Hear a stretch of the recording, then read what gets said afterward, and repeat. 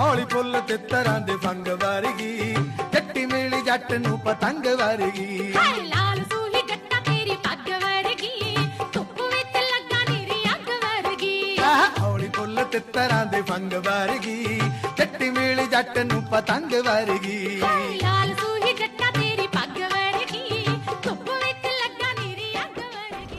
അപ്പോൾ ഈ ഒരു രാത്രി നമ്മുടെ ഇന്ത്യൻ ക്രിക്കറ്റ് ടീമിൻ്റെ സ്വന്തം രോഹിത് ശർമ്മയുടെ ജേഴ്സി ഇട്ടിട്ട് ശുഭ്മൻ ഗില്ലിൻ്റെ നാട്ടിലെ ഭക്ഷണം കഴിക്കാം. പഞ്ചാബി ഭക്ഷണം എനിക്ക് ഒരുപാട് ഇഷ്ടപ്പെട്ട ഒരു ക്യുസീനാണ് പഞ്ചാബി ക്യുസീൻ. നമ്മൾ ബാംഗ്ലൂർ പോയപ്പോഴും ചെന്നൈ പോയപ്പോഴും ഒക്കെ ട്രൈ ഔട്ട് ചെയ്ത ഒരു ഇതാണ്. ഇതുവരെ പഞ്ചാബി പോയിട്ട് കഴിക്കാനുള്ള ഒരു ഭാഗ്യം ലഭിച്ചിട്ടില്ല.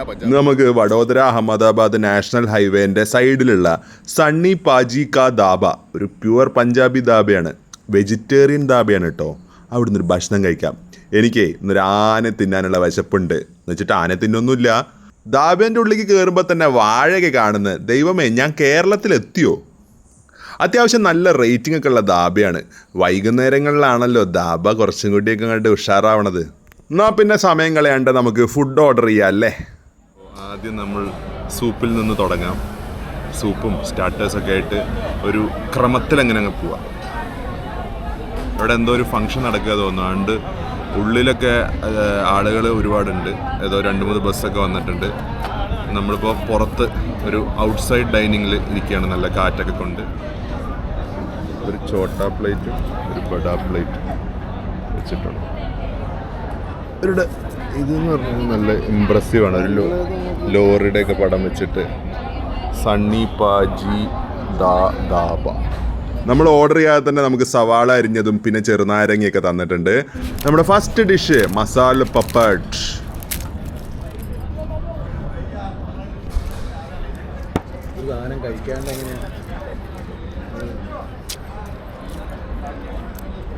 പപ്പടത്തിൽ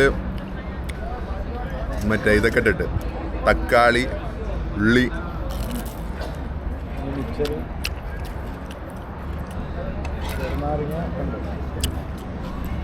ചെറുനാരങ്ങ പിരിഞ്ഞുണ്ട്.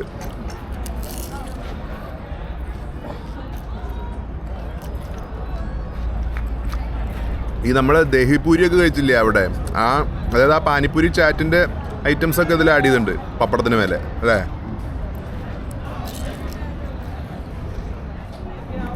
സ്വാദൊക്കെ അറിഞ്ഞ് പതുക്കെ ഒരു ഉള്ളിയുടെ പീസ് എടുത്ത്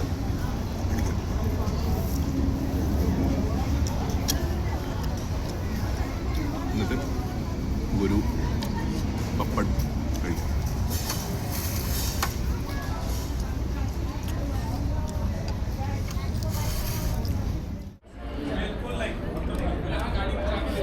ഒന്നുമല്ലേ സൂപ്പ് ഇതുവരെ തുടങ്ങിയിട്ടില്ല. സൂപ്പ് കഴിക്കാനില്ലേ? ഞാൻ ഈ പപ്പടിൽ ഞാൻ ടൊമാറ്റോ സൂപ്പാണ് ഓർഡർ ചെയ്യാൻ ഉദ്ദേശിച്ചത്. പക്ഷേ ഹോട്ട് ആൻഡ് സോർ സൂപ്പ് മതി എന്ന് അച്ഛൻ പറഞ്ഞപ്പോൾ ശരി അതൊരു 1/3 ആക്കാമെന്ന് വിചാരിച്ചു. 1/3 തന്നെ ഇത്രയും ക്വാണ്ടിറ്റി ഉണ്ട്. സൂപ്പ് എനിക്ക് എന്തോ ഒരു ആവറേജ് എക്സ്പീരിയൻസ് ആയിട്ടേ തോന്നിയുള്ളൂ. പക്ഷേ ആ masala papad it was really nice, like pani puri. Soup എങ്ങനെയുണ്ട്?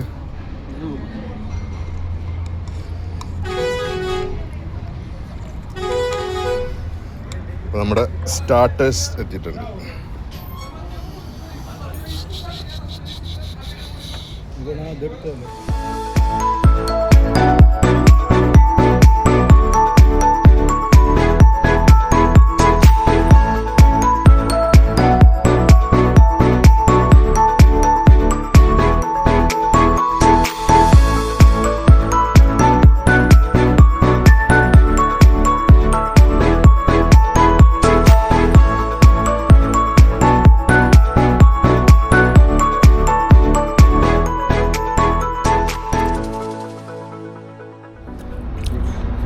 പഞ്ചാബുകാരുടെ ബസ്സുകളൊക്കെ പോകുന്നുണ്ട്. അവിടെ നിർത്തിയിട്ട ബസ്സുകളൊക്കെ പോകുന്നു. എന്തെല്ലാവട്ടെ നമുക്ക് നമ്മുടെ പനീർ കഴിക്കാം.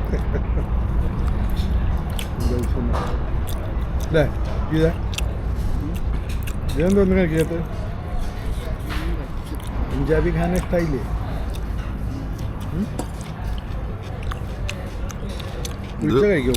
ഇത് സ്റ്റാർട്ടർ മാത്രമായിട്ടുള്ളൂ കേട്ടോ. മെയിൻ കോഴ്സ് അഭി ബാക്കി പനീർ ടിക്ക ഡ്രൈ ഒരു രക്ഷയില്ല, കഴിച്ചുകൊണ്ടേയിരിക്കാൻ തോന്നുന്നുണ്ട്. മെയിൻ കോഴ്സായിട്ട് നമ്മൾ ഓർഡർ ചെയ്തത് കാജു ബട്ടർ മസാലയാണ് കേട്ടോ. അതോടൊപ്പം ബട്ടർ കുൽച്ചയും. ഓക്കേ,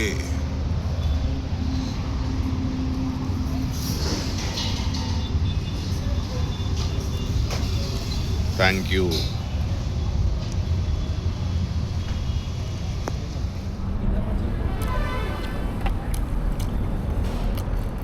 എങ്ങനെയുണ്ട് കുൽച്ച?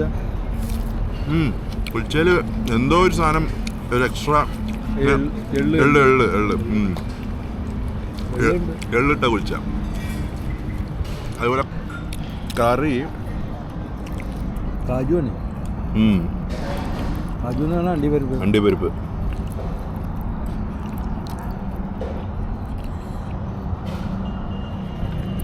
ഇവിടുത്തെ കറിയിൽ പിന്നെ ഓവർ എരിവ്, കടിക്കണ ഉപ്പ് അങ്ങനത്തെ പ്രശ്നമൊന്നുമില്ല. സോഫ്റ്റ് അല്ലേ?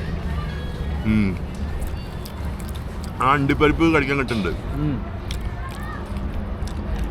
അണ്ടിപ്പരിപ്പ് തന്നെയാണ് അവർ മസാലയാക്കുന്നത്. കുറച്ച് കടിക്കാനായിട്ട് മുകളിൽ ഇടുന്ന മൃണാളൊക്കെ ഇടുന്ന പോലെ കുറച്ച് എക്സ്പ്രഷൻ ഇട്ടേക്കാം.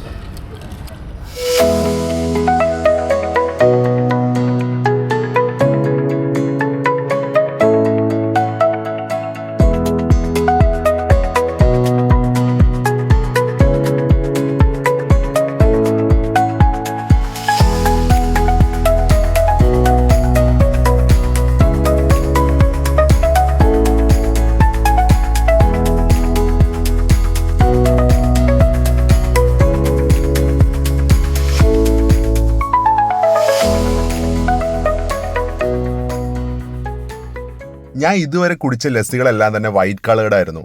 ആദ്യമായിട്ടാണ് ഈ മാംഗോ ഫ്ലേവേർഡ് ആയിട്ടുള്ള ലസ്സി കുടിക്കുന്നത്.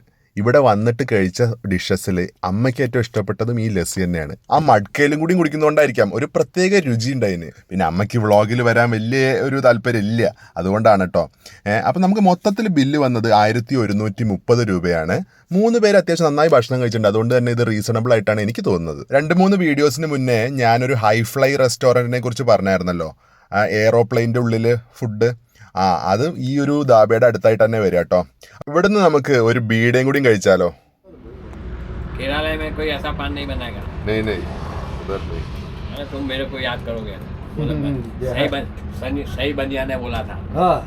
बनिया लोग सही बोलते हैं।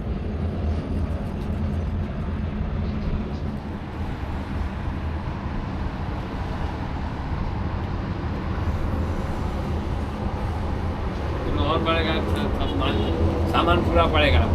आप उतारते रहो। ഇനി കുറേ സാധനം ഇടാണ്ടെന്ന്. അതെ, अभी सब माल गिरेगा ऊपर से। ബേസ്മെന്റ്. ये तो खाली मार्का बना है। अभी सब चीज डालने की तो अलग है।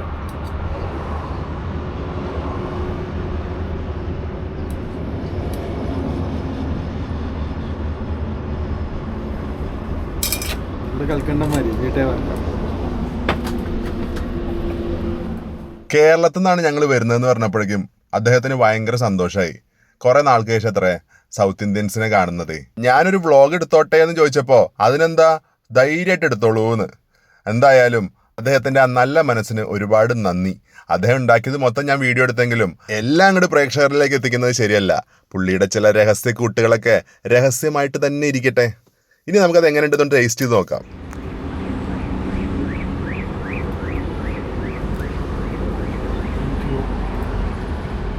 കഴിച്ചോ?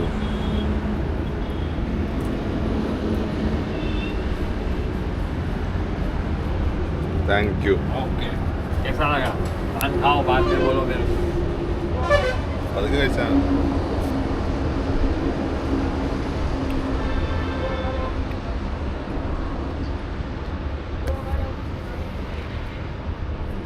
बढ़िया है. बढ़िया है। बढ़िया है. कितना देना है? 70।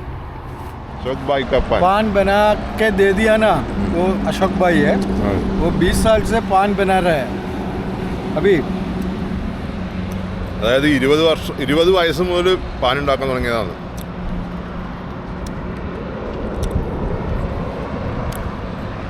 നേരെ കാണുന്നത് ഹൈവേ ആണ് കേട്ടോ. ഞങ്ങൾക്കൊരു ഓട്ടോ കിട്ടുമോ നോക്കട്ടെ. ഓരോ ബുക്ക് ചെയ്തിട്ടുണ്ട്. വീടെത്തിയപ്പോണ്ട് മാമൻ നമുക്ക് വേണ്ടി സ്വീറ്റ്സ് ഒക്കെ വാങ്ങി വന്നിട്ടുണ്ട്. മലായി ബർഫി. ഒരു ചെറിയ മലായി ബർഫിക്കുള്ള സ്ഥലം കൂടി ഉണ്ടാവും അല്ലേ? അപ്പോൾ അതും കൂടി ഒന്ന് കഴിച്ചേക്കാം.